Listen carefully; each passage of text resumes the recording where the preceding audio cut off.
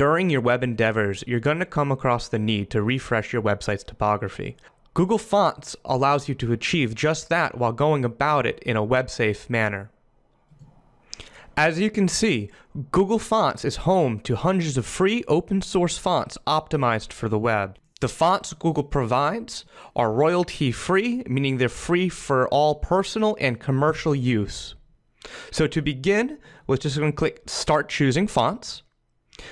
Now, here on the home page, it'll give you some options such as the text you wish to display, the size of the font that you wish to display down here in the preview. It allows you to sort by things such as popularity, how new they are, if they're trending or not. So let's just scroll down and preview some of the fonts that Google Fonts allows you to use on your website free of charge. Source Sans Pro is one of my favorite to use when either programming for use in an IDE environment, or also is really great for displaying source code on your website. The reason for that is it's monospaced perfectly and designed actually for source code specifically. So let's say we want to try something that has the sensation of being a little quicker, a little faster, maybe for marketing use. So let's go here and search for a font.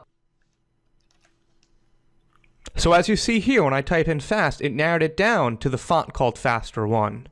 So to add this font to our website, what we're going to do is click this button right here that says Quick Use.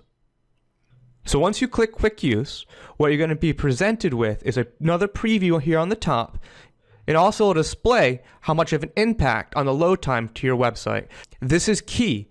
If you load too many fonts and get a little too crazy with your design, it is going to have an impact on your load time. And remember, the longer the load time, the less likely visitors are to browse around and read more on your website. So now let's scroll down and take a look at how to implement this in your website.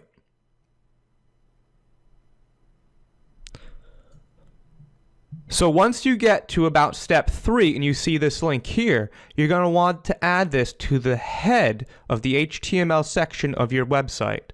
So let's do that now. I have a sample pulled up. So this sample here was created just for this purpose of displaying what the font looks like before and after adding Google Fonts.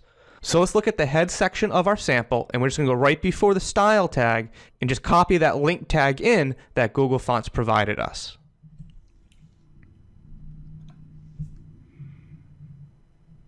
So now that we've copied in that link to our head, let's go back to Google Fonts, and it's going to show us how to use that in our CSS. So as you see here, what we need to do is add the font family to the CSS element that we wish to style. So let's go back to our source code example and style our right box with this new font we've selected. So now that we've added the font family to our CSS element and we've added the style sheet to our head tag, let's go ahead and preview this in our browser of choice. So as you can see here, on the left is what the text looked like before we added the styling, and on the right it looks exactly like the font we selected back here in Google Fonts.